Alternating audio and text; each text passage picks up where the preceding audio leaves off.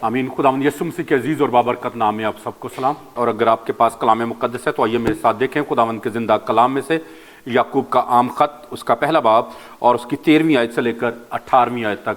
जमायत में से आज़ादी है, जिसको भी खुदावंद का पाक रूह हिदायत दे वो इस हिस्से को पढ़ने में हमारी रहनुमाई कर सकता है। James chapter 1 verse 13 to 18। जब कोई आजमाया जाए तो ये ना कहे कि मेरी आजमाइश खुदावन की तरफ से होती है, क्योंकि ना तो खुदा बदी से आजमाया जा सकता है और ना वो किसी को आजमाता है। हाँ, हर शख्स अपनी ही ख्वाहिशों में खिंचकर और फंसकर आजमाया जाता है, और फिर ख्वाहिश हामला होकर गुनाह को जनती है, और गुनाह जब बढ़ चुका तो मौत पैदा करता है। ऐ मेरे प्यारे भाइयों, फरेब ना खाओ। हर अच्छी बख्शिश और हर कामिल इनाम ऊपर से है और नूरों के बाप की तरफ से मिलता है, जिसमें ना कोई तब्दीली हो सकती है और ना गर्दिश के सबब से उस पर साया पड़ता है।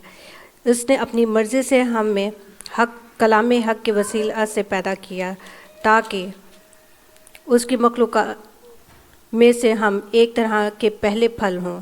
आमीन आमीन। खुदावंद के ज़िंदा कलाम के पढ़े और सुने जाने पर खुदावंद की बरकत हो। आमीन। खुदावंद का शुक्र हो। आज कलाम मुक़द्दस में से जो बात मैं आप सबके साथ बांटना चाहता हूँ उसका उन्वान है the sin that does not lead to death. कि गुनाह जो हमें जहन्नम में, गुनाह जिसका नतीजा जो है मौत नहीं है। ठीक है, गुनाह जिसका नतीजा मौत नहीं है। ओके, इससे पहले कि मैं इसके बारे में बात करूं, मैं आपसे एक सवाल पूछना चाहता हूं। अगर अगले हफ्ते से मुझ में आप एक बदलाव देखना शुरू करें, मुझे आप नाइट क्लब्स में देखें, बाहर लोगों के साथ लड़ता झगड़ता हुआ देखें, ठीक है, गाली गलोच करता हुआ देखें, हर तरह के दुनियादारी के काम मुझ में हों, तो आप अगले संडे चर्च आएंगे? मुझे मेरे फॉलो करेंगे? क्यों नहीं आएंगे? हाँ जी, इन्वेस्टिगेट भी हो जाए, पता भी चल जाए कि हाँ ये पादरी सारे काम कर रहा है, तो फिर भी इसी चर्च ही आएंगे या किसी और चर्च जाना शुरू कर देंगे? हाँ, वन बाय वन। अच्छा ठीक है। और अगर मैं आपको भी अपने साथ मिला लूं? ओके, और बाकी और जी sir.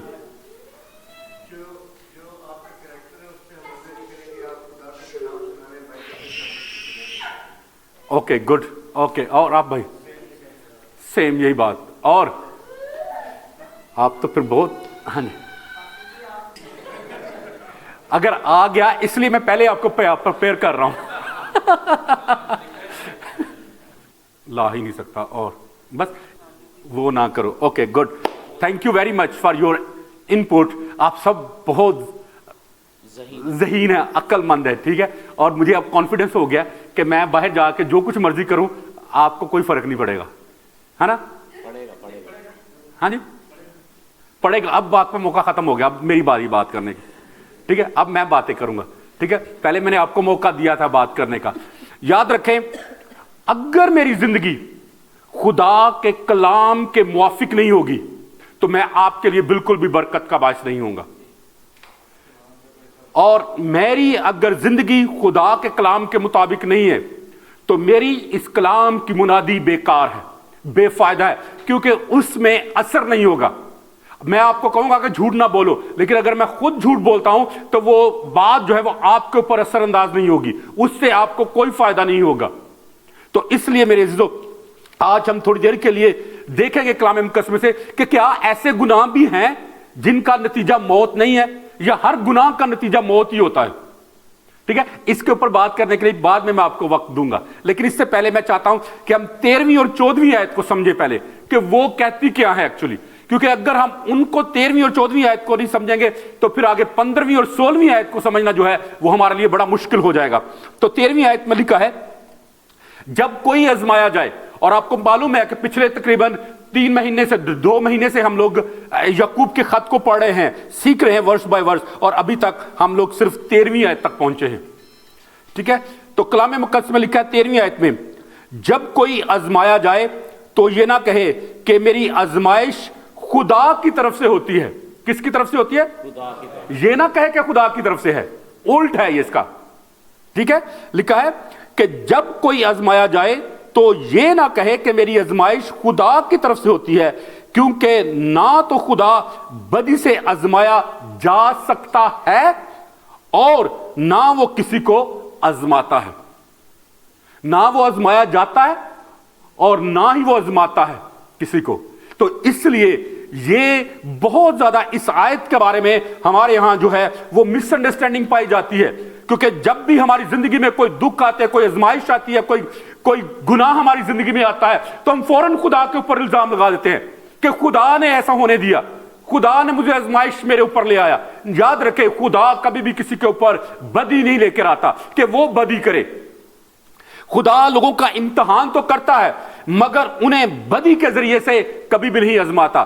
There is a difference between test and temptation.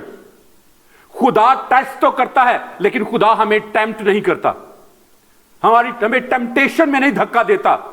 وہ ایسے حالات پیدا کر دیتا ہے ہمارے چوگرد کہ ہم اس آزمائش میں کھنچے چلے جائیں. خدا ابلیس کو اجازت دیتا ہے کہ ابلیس ہمیں جس طرح چاہے بدی کے ذریعے سے آزمائے، مگر خدا خود بدی کے ذریعے سے ہمیں نہیں آزماتا. جب ہم ابلیس کی آزمائشوں پر غالب آنا سیکھ جاتے ہیں تو پھر ہم فتح مند زندگی گزارنے کا راز جو ہے، جو سیکرٹ ہے، اس کو پا لیتے ہیں. اور پچھلے ہفتے آپ کو یاد ہوگا میں نے جو کرونز ہے اس کے بارے میں بتایا تھا کہ how many crowns God will bless us. کسی کو یاد ہے؟ 5 کرونز. ٹھیک ہے، ہم لوگ صرف سمجھتے ہیں صرف ایک ہی زندگی کا تاج ہے، بس اسی پر ہمیں قناعت کرنی ہے. نو، there are so many other crowns as well which God will bless us. اور یہاں پر خدا جو ہے وہ اجر، راز کی بات کرتا ہے، بلیسنگ کی بات کرتا ہے جو وہ ہمیں دینا چاہتا ہے. تو یاد رکھیں میرے عزیزو، جب ہم فتح مند زندگی گزارنا سیکھ جاتے ہیں تو پھر اپنی زندگیوں اور کردار سے مسیح کا جلال ظاہر کرنا شروع کر دیتے ہیں. اور میں آپ کو 100% گارنٹی دیتا ہوں کہ کل اگر آپ مجھے گلی میں کسی کے ساتھ لڑتا جھگڑتا یا مجھے کلب سے باہر نکلتا ہوا آپ دیکھیں گے تو اگلے سنڈے آپ بالکل چرچ نہیں آئیں گے، کیونکہ آپ کہیں گے کہ یہ پادری ہمیں تو بڑے لیکچر دیتا ہے لیکن خود اس کا کردار جو کچھ کہتا ہے اس کے مطابق نہیں ہے.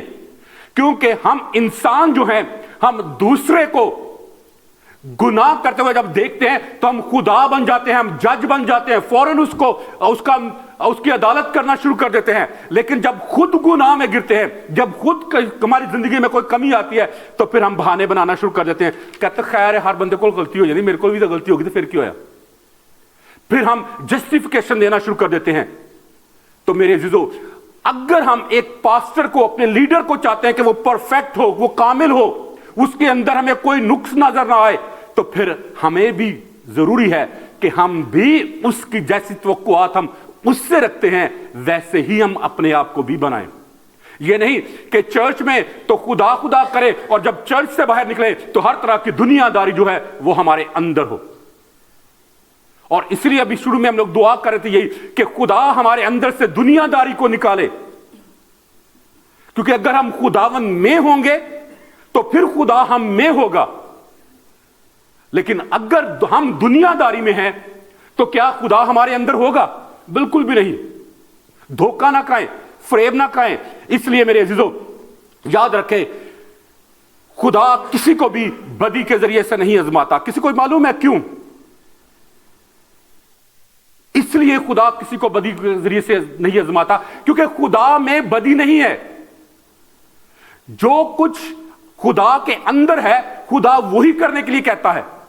خدا بھلا خدا ہے، وہ اچھا خدا ہے، اس لیے وہ اچھائی اس کے اندر سے نکلتی ہے. اور اگر خدا بدی کا کریٹر ہوتا تو پھر بدی اس کے اندر سے بھی نکلتی. But God is not a creator of evil things. خدا نے جو کچھ بھی خلق کیا، آپ اس کو پیدائش کی کتاب میں پڑھ کر دیکھ سکتے ہیں، اس نے سب کچھ کہا کہ اچھا ہے، اچھا ہے. اور جب انسان کو پیدا کیا تو اس نے کہا کہ بہت اچھا ہے. You are the masterpiece of God's creation. آمین. آپ خدا کی شاہکار ہیں جو خدا نے آپ کو بنایا ہے. تو اس لیے میرے عزیزو خدا دھوکہ نہ کھائیں. خدا کبھی بھی کسی کو نہیں ابھارتا کہ وہ بدی کرے یا بدی کو اس کے راستے میں لے کر آئے کہ اچھا میں دیکھتا ہوں کہ بدی یہ کرتا ہے کہ نہیں. نہیں، खुदा ऐसा नहीं करता। मिसाल के तौर पर अगर कोई शख्स मुझसे आकर 50 पाउंड मांगे और मेरी जेब में सिर्फ 10 पाउंड हो, तो क्या मैं उसको 50 पाउंड दे सकता हूं या नहीं? क्यों नहीं दे सकता? क्योंकि मेरे पास है ही नहीं है। क्योंकि मेरे पास है ही नहीं है। जो चीज मेरे पास है ही नहीं, वो मैं कैसे किसी को दे सकता हूं? इसी तरह से जब खुदा में तारीकी है ही नहीं, जब खुदा में बदी है ही नहीं, तो कैसे वो हमें बदी में झोंक सकता है? कैसे वो हमें तारीकी का हिस्सेदार बना सकता है? कैसे वो तारीकी को हमारी जिंदगी में लेकर आ सकता है? तो अगर मेरे पास 10 पाउंड है और अगर कोई शख्स मुझसे 5 पाउंड मांगेगा, तो मैं उसको दे सकूंगा या नहीं? हाँ, अगर मैं कंजूस बन जाऊं और कहूं कि नहीं भाई, मेरे को अपनी 10 पाउंड, मैं तेन कितों दा 5 पाउंड। हाँ, लेकिन अगर मैं देना चाहूं तो मेरे पास 5 पाउंड देने के बाद भी बच जाएंगे। मैं काबिल हूं उसको करने के। तो इसलिए मेरे अजीजों, याद रखें, खुदा बदी का खालिक नहीं है।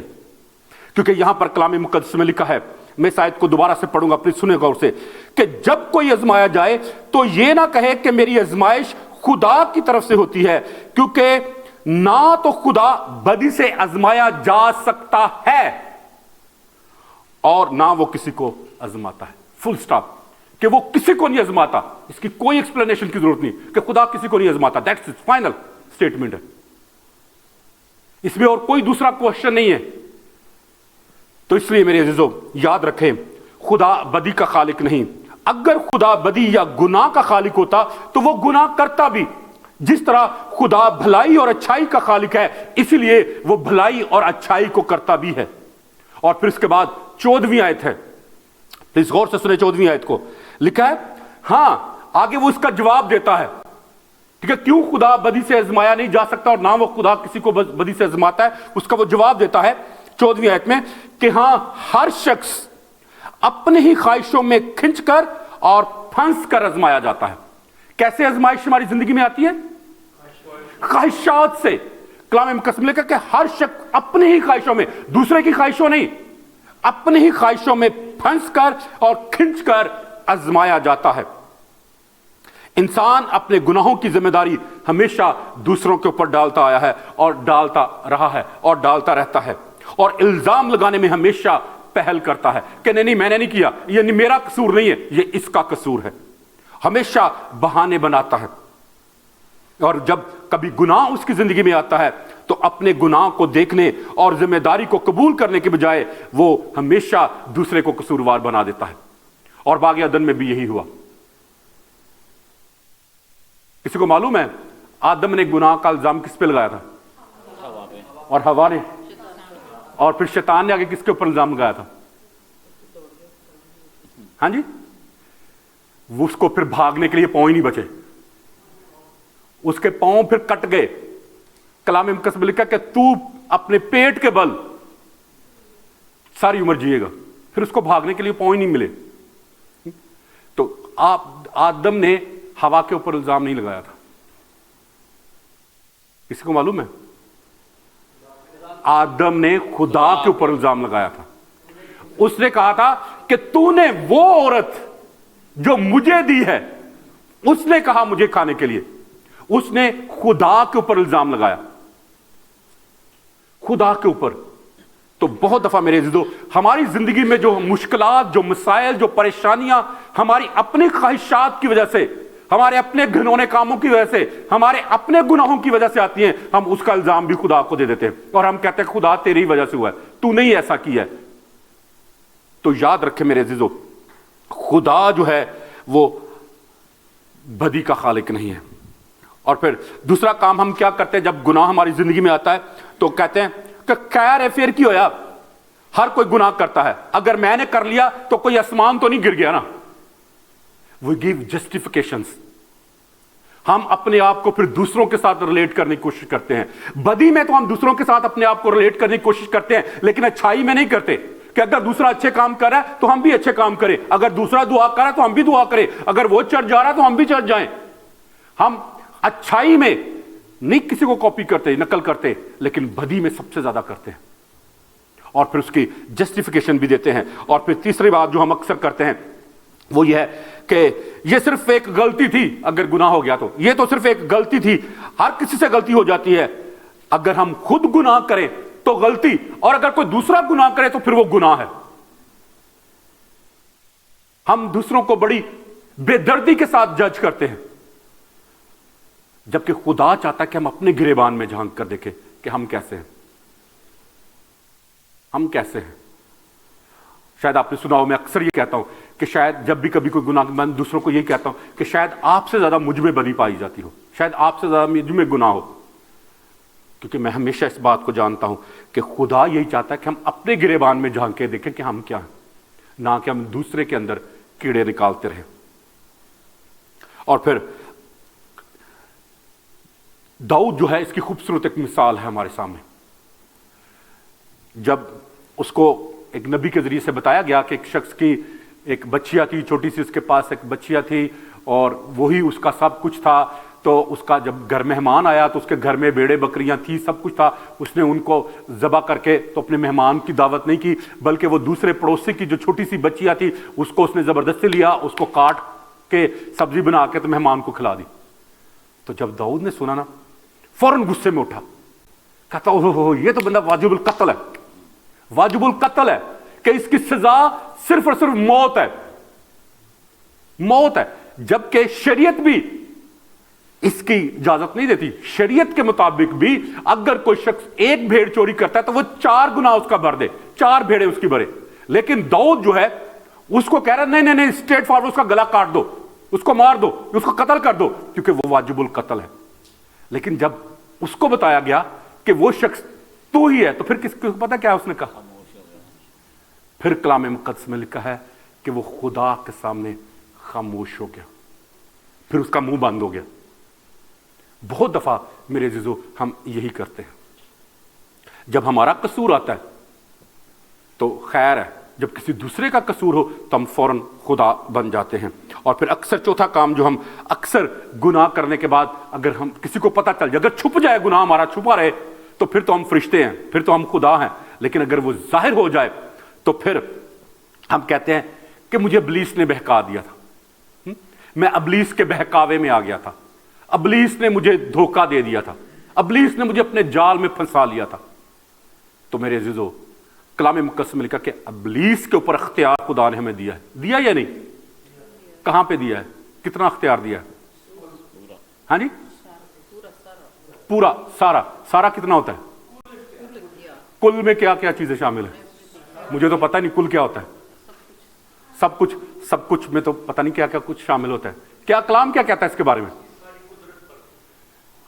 اور قدرت، صرف قدرت کے اوپر ہی. اور ہاں جی، کلام مقدس میں لکھا ہے کہ خداوند نے کہا کہ آسمان اور زمین کا کل اختیار مجھے دیا گیا ہے. آل اتھارٹی آف ہیون اینڈ ارتھ جو ہے وہ خدا نے ہمیں دی ہے. اور وہ اختیار کس کا تھا؟ یسوع مسیح کا تھا. اور یسوع مسیح نے کہا کہ میں اپنا اختیار تمہیں دیے جاتا ہوں. وہ same authority God has given to us جو یسوع مسیح کے پاس تھی، یعنی all authority of heaven and earth, سارا اختیار آسمان اور زمین دونوں کا اس نے ہمیں دیا ہے. تو یہ یاد رکھیں، صرف یہ کہہ دینا کہ ابلیس نے مجھے بہکا لیا تھا از ناٹ انف. خدا کے سامنے، خدا عدالت والے دن جب جا کے کہیں گے نا کہ خدا نے، کیونکہ جی ابلیس نے مجھے بہکا دیا تھا اس لیے میں نے یہ گناہ کیے، تو خدا آپ کو معاف نہیں کرے گا. کیا کرے گا؟ الٹا لٹکائے گا. نہیں، وہ آپ کے پکوڑے بنائے گا. ہاں اوکے. پھر اکثر ہم کیا کرتے ہیں کہ جب ہمارا گناہ ظاہر ہو جاتا ہے تو ہم کہتے ہیں کہ میں نہیں جانتا تھا کہ یہ اتنا بڑا مسئلہ بن جائے گا، یہ چھوٹی سی تو غلطی تھی، آپ نے اس کو اتنا بڑا پہاڑ بنا دیا. کرتے ہیں نا ایسا ہم؟ یار ایک چھوٹا سا مسئلہ تھا، آپ نے تو میرے لیے اس کو کتنا بڑا پہاڑ بنا دیا، اتنی تو بڑی بات نہیں تھی جتنا بڑا آپ نے مسئلہ بنا دیا. ہم جسٹیفیکیشن کی طرف چلے جاتے ہیں. اور پھر اکثر ہم کہتے ہیں کہ یہ ایک آزمائش تھی جس میں پھنس گیا. تو ہر کوئی آزمائش میں پھنس جاتا ہے، یہ کیا ہو گیا؟ کوئی بات نہیں. تو یاد رکھیں کوئی بات نہیں ہے، یہ ایک بہت بڑی بات ہے.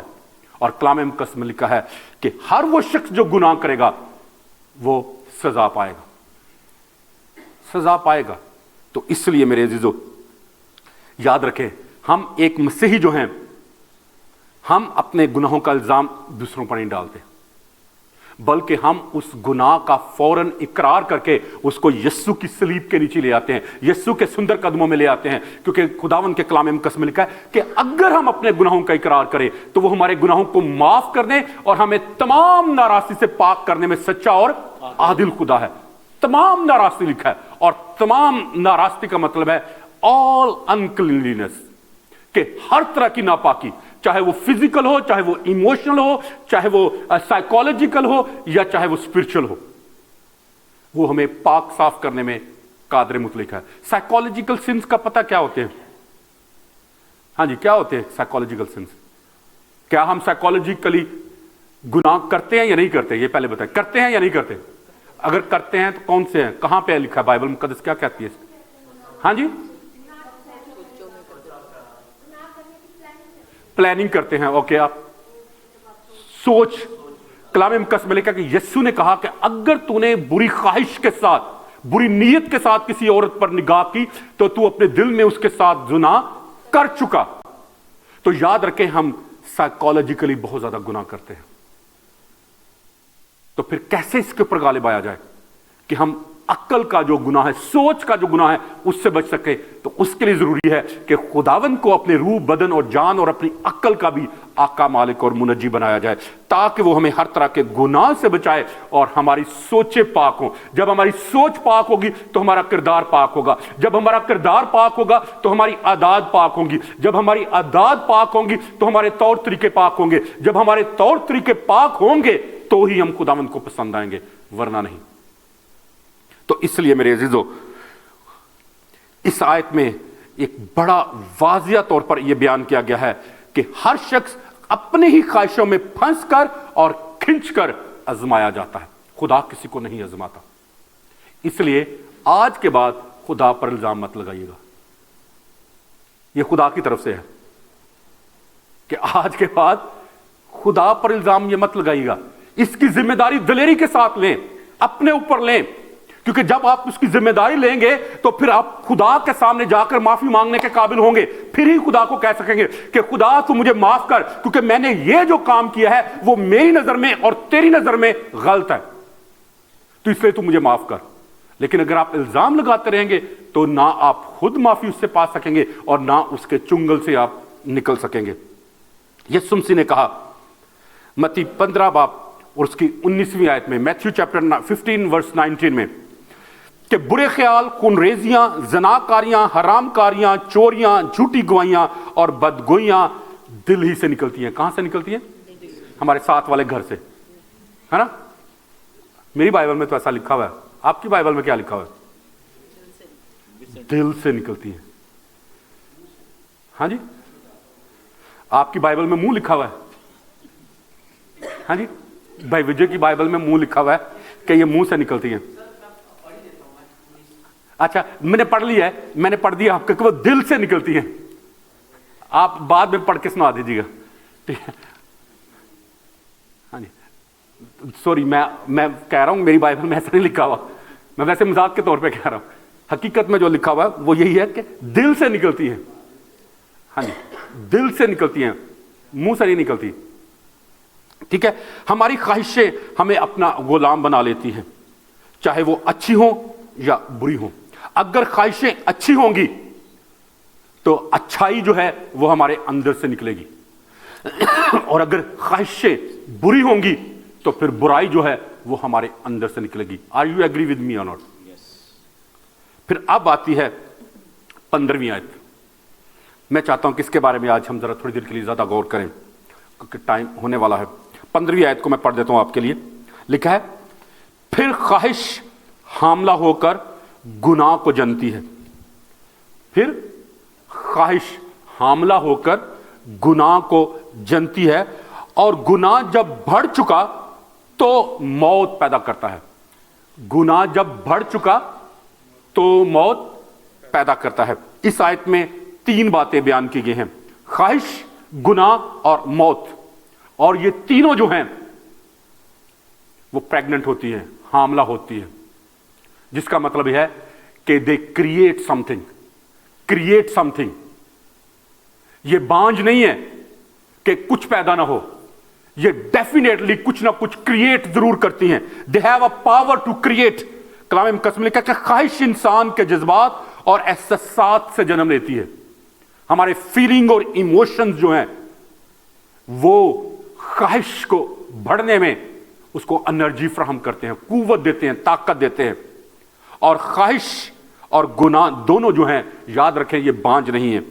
ख्वाहिश हमेशा हामला होती है और जरूर किसी ना किसी चीज को जन्म देती है। अगर ख्वाहिश अच्छी है तो इससे अच्छाई, तरक्की और खुशहाली जन्म लेगी, और अगर आपकी ख्वाहिश बुरी है तो इससे बुराई, बदी और गुनाह जरूर डेफिनेटली जन्म लेगा। और फिर जब गुनाह हामला होता है तो गुनाह भी किसी ना किसी चीज को क्रिएट करता है, और वो मौत को क्रिएट करता है, मौत को जन्म देता है। इस आयत में लिखा है कि जब गुनाह बढ़ चुका तो मौत को पैदा करता है। गुनाह जब बढ़ चुका तो बढ़ चुकने से आपकी क्या मुराद है? तादाद नहीं, हाँ जी, संगीन हो जाना। ओके, और बढ़ जाने से मुराद यहां पर यह है कि किसको अगर आप इंग्लिश में पढ़ें तो then it will help you to understand. लिखा है यहां पर कि when sin is full grown gives birth to death. और अगर आप इसको फुल ग्रोन वर्ड और इसके लिए जो ग्रीक वर्ड है उसकी एटमोलॉजी को अगर आप जाने तो इसका मतलब है when it is fully mature. जब फुली मुकम्मल तौर पर जब बढ़ जाता है, फुली ग्रोन अप हो जाता है जब, तो फिर वो गुनाह को जन्म देता है। इसका मतलब यह है कि premature sin can not produce death. Premature sin क्या होता है पता है? नाबालिग, नाबालिग, ठीक है, इसको जो लफ्जी तर्जुमा है नाबालिग। कलाम मुकद्दस बयान करता है कि ऐसा गुनाह भी है जिसका नतीजा मौत नहीं है। तो इसके लिए आइए जरा देखें कलाम मुकद्दस में से एक हवाला, यूहन्ना का पहला खत, उसका 5वां बाब और उसकी 16वीं और 17वीं आयत। ओके, पहले आप मुझे यहां पर बताएं, आप मेरे साथ एग्री हैं भी या कि नहीं कि ऐसा गुनाह भी है जिसका नतीजा मौत नहीं? एग्री हैं? बस एक ही भाई जवेद, थैंक यू, 2 3 हो गए। इसको बाद में हम देखेंगे, लेकिन है या नहीं है, अब सिर्फ अभी हां या ना की बात हो रही है। हाँ जी, बाइबल में लिखा है, तो वही मैं चाहता हूं कि इस हवाले को हम पढ़कर देख लें। आइए देखें जी, जिसको भी हवाला मिले उसको पढ़ने में हमारी रहनुमाई कर सकता है। 1 जॉन चैप्टर 5 वर्स 16 एंड 17।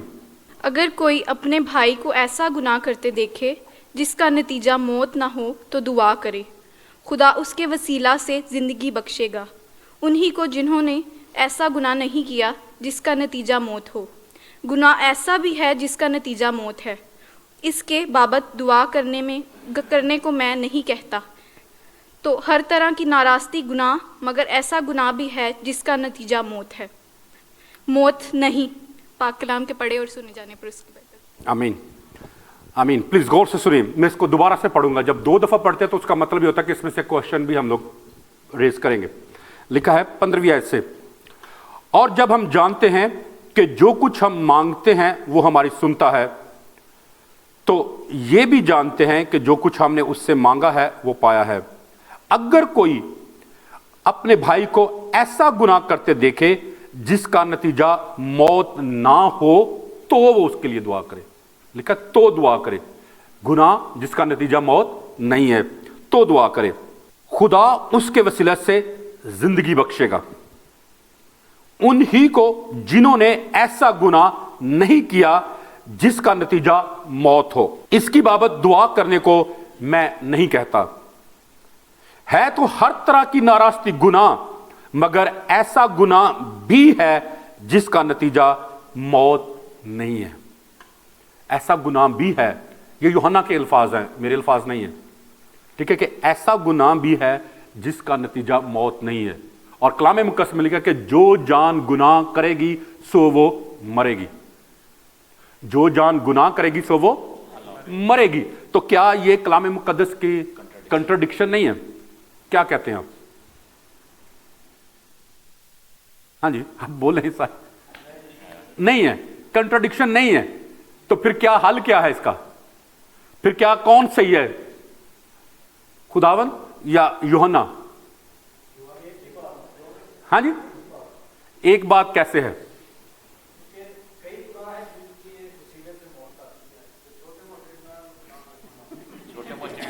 छोटे मोटे, बिल्कुल सही कह रहे हैं, नहीं हंसने वाली बात नहीं है, बिल्कुल ठीक है। न जाने में, हाँ जी,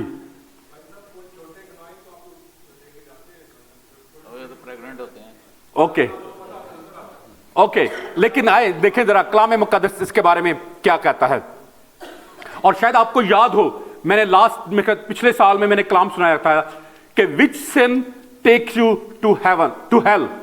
किसको याद है कि कौन सा गुनाह है जो हमें जहन्नम में लेकर जाता है? गैर इकरारी गुनाह। हर वो गुनाह जिसका इकरार नहीं किया जाता वो हमें जहन्नम में लेकर जाता है, और हर वो गुनाह जिसका हम इकरार कर लेते हैं उसकी कमर टूट जाती है, उसमें इतनी ताकत नहीं रहती कि वो हमें ड्रैग करके खींच के हमें जहन्नम में लेकर जा सके, क्योंकि हम उस गुनाह को यीशु के खून में कवर कर देते हैं। ठीक है, अभी ये मैसेज यूट्यूब पे है, आप इसको बाद में पढ़कर देख सकते हैं, मैं उस तरफ नहीं जाना चाहता। लेकिन आज मैं एक और बात आपके साथ शेयर करना चाहता हूं। यूहन्ना बयान करता है कि ऐसा गुनाह भी है जिसका नतीजा मौत है, और ऐसा गुनाह भी है जिसका नतीजा मौत नहीं है। और इसको आप अपनी कोर्ट में, अपनी अदालतों में भी देख सकते हैं। अगर कोई शख्स किसी को कत्ल कर देता है तो क्या ख्याल है कि उसे मौत होनी चाहिए या नहीं? होनी चाहिए। हाँ जी, होनी चाहिए। होनी, हमारी मर्जी नहीं, ये कानून ये है कि बाय खुदा कानूनी तौर पर उसको मौत होगी। लेकिन अगर कोई शख्स जो है वो पोक खाता है, ठीक है, या कोई ऐसा काम करता है जो कि उसको मना है, मतलब मिसाल के तौर पे कलाम, ओके ये भी सही नहीं होगी मिसाल हाँ जी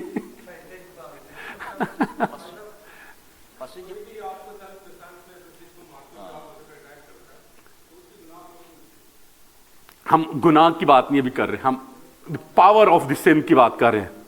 ठीक है, कि किस में इतनी ताकत है और किस में इतनी ताकत नहीं है, पावर ऑफ सिन। ठीक है, तो ओके, कोई ऐसा काम का, मिसाल के तौर पर अगर कोई झूठ बोलता है, क्यों क्या उसको सजा मौत है? झूठ बोलना, पोक खाना, ये गुनाह है, खुदा के कलाम मुकद्दस में ममनू है, लेकिन इसकी सजा जो है वो मौत नहीं है। कैटेगरी में फर्क आ जाता है। ठीक है, तो नए अहदनामा में दो तरह के ऐसे गुनाहों का जिक्र है जिनकी सजा मौत है। नए अहदनामा में दो तरह के गुनाह ऐसे हैं जिनका जिक्र जो है वो कहा गया है कि अगर वो किए जाएं गुनाह तो उनकी सजा स्ट्रेट फॉरवर्ड डेथ है। और पहला जो है वो है रूह के खिलाफ गुनाह करना, जो अभी भाई विजय कर रहे थे बात। आप इसको एक्ट चैप्टर 5 वर्स 3 में इसको पढ़कर देख सकते हैं कि जब हननिया और सफीरा ने खुदा के रूह के खिलाफ झूठ बोला तो कलाम मुकद्दस में लिखा कि वो दोनों फौरन उसी वक्त मर गए, सेम डे। ठीक है, और फिर दूसरा जो गुनाह है वो है इशाए रुबानी में नामुनासिब तौर पर शिरकत करना, होली कम्युनियन। समझते हैं इशाए रुबानी क्या होती है? ठीक है, और आप इसको 1 Corinthians चैप्टर 11 वर्स 29 to 30 में आप इसको पढ़कर देख सकते हैं, जहां पर लिखा है कि जो खाते पीते वक्त खुदावन के बदन को ना पहचाने वो इस खाने पीने से सजा पाएगा। और सजा क्या है वो आगे इसका जिक्र है। वो नामुनासिब तौर पर इसमें जो खाए और पिएगा वो सजा पाएगा। इसी सबब से तुम में बहुतेरे कमजोर हैं और बीमार हैं और बहुत से सो भी गए। सो गए इससे मुराद क्या समझते हैं आपके? वो नींद आ गई? हाँ जी, मर गए। क्योंकि याद रखें, क्रिश्चियंस के लिए, जो बिलीवर्स के लिए जो डेथ है उसको नए अहदनामा में सोने के साथ तशबीह दी गई है। सो गए यानी मसीह में सो गए यानी मर गए। और यहां पर जो शख्स नामुनासिब तौर पर जब खुदा की मेज के पास आता है तो फिर वो इब्लीस को इख्तियार देता है। किसी को मालूम है कैसे? यहूदा इस्करियोती। इसके बारे में मैं बेशुमार दफा बता चुका हूं। कलाम मुकद्दस में लिखा कि जब यहूदा इस्करियोती ने गुनाह की हालत में इशाए रुबानी में शिरकत की तो उससे पहले इब्लीस बाहर से उसको वर्गलाता था, उसको बहकाता था उसको आजमाइश में डालने की कोशिश करता था कि वो उसकी बात मान ले, लेकिन कलाम मुकद्दस में लिखा कि जैसे ही उसने शायरबानी में शिरकत की, नामुनासिब तौर पर गुनाह अपने दिल में रखकर उसने शायरबानी में शिरकत की, तो कलाम मुकद्दस में लिखा कि और इब्लीस उसमें समा गया। समा गया से क्या मुराद है आपकी? एंटर हो गया उसमें, ठीक है। अब यहूदा जो है, इब्लीस सिर्फ यहूदा के अंदर दाखिल नहीं हुआ, अब यहूदा जो है वो इब्लीस के अंदर चला गया है। समझ आइए बात की। तो इसलिए मैं हमेशा कहता हूं कि प्लीज शायरबानी में शामिल होते वक्त बड़े तकद्दुस के साथ, बड़ी पाकीज़गी की हालत में खुदावंद की मेज के पास आए। इसको महज एक दुनियादारी की रस्म ना समझे, बस ये एक सैक्रामेंट है। और सैक्रामेंट हम कहते हैं कि उस मुकद्दस रस्म को जिसको खुदावंद ने खुद शुरू किया हो और उसकी फिर आगे तलकीन भी की हो, उसको करने के लिए भी कहा गया हो। तो इस हवाला के मुताबिक इस शायरबानी में नामुनासिब तौर पर शिरकत करने की वजह से हम रूहानी और जिस्मानी दोनों तौर से कमजोर हो सकते हैं, हम बीमार हो सकते हैं और हत्ता के हम मौत का भी शिकार हो सकते हैं। तो इसलिए मेरे अजीजों, खुदा का कलाम ये कहता है कि हम अगर ख्वाहिशात को अच्छा रखेंगे तो हमारे अंदर अच्छाई पैदा होगी, और अगर ख्वाहिशात को बुरी होंगी तो फिर बुराई और गुनाह जो है वो हमारे अंदर जन्म लेगा। तो आइए हम सब अपने सरों को झुकाएं, दुआ करें कि खुदा हमें फजल दे कि हम खुदा के कलाम को समझकर खुदा के कलाम के मुताबिक अपनी जिंदगियां बसर करें और हमारी जिंदगियों के वसीले से खुदावंद के नाम को इज्जत और जलाल मिले। हालेलुया। खुदावंद कायनात के बादशाह, मैं तेरी शुक्रगुजारी करता हूं कि तू वादों का सच्चा खुदा है और तेरे तमाम वादे हाँ के साथ हैं। अब आप, मैं तेरी शुक्रगुजारी करता हूं तेरे जिंदा पाक कलाम के लिए जो खुदावंद तूने मुझे दिया और मैंने तेरे लोगों तक पहुंचा दिया। ऐ खुदावंद, मैं इस कलाम को खुदा बाप, खुदा बेटे और खुदा रूल कुद्स के नाम से इन जिंदगियों में और इन खानदानों में सील करता हूं, ताकि इब्लीस कभी भी इस कलाम को इन जिंदगियों में से और इन खानदानों में से चुरा ना पाए, बल्कि ये कलाम इन जिंदगियों में 100 गुना फल लाए और खुदावंद उससे तेरे ही नाम को इज्जत और जलाल मिले। खुदा, मैं तेरी शुक्रगुजारी करता हूं कि तेरा कलाम हमारे कदमों के लिए चिराग और हमारी राह के लिए रोशनी है। अब आप तो हमें फजल दे कि हम तेरे कलाम के चिराग की रोशनी में अपनी जिंदगी बसर करें और खुदावंद तेरे कलाम से दाएं या बाएं कभी ना मुड़े, बल्कि हमेशा तेरे जलाल के लिए और तेरी बादशाही की वुसअत के लिए अपनी जिंदगी बसर करें और हम वो सब कुछ करें खुदावंद जो तेरी नजर में अच्छा और भला है। खुदावंद, मैं तेरी शुक्रगुजारी करता हूं और आज इस सारे वक्त के लिए सारी इज्जत और सारा जलाल खुदा सालू तुझे देता हूं और ये दुआ तेरे प्यारे बेटे अपने खुदावंद यीशु मसीह नासरी के नाम में मांगता और पा लेता हूं। आमीन।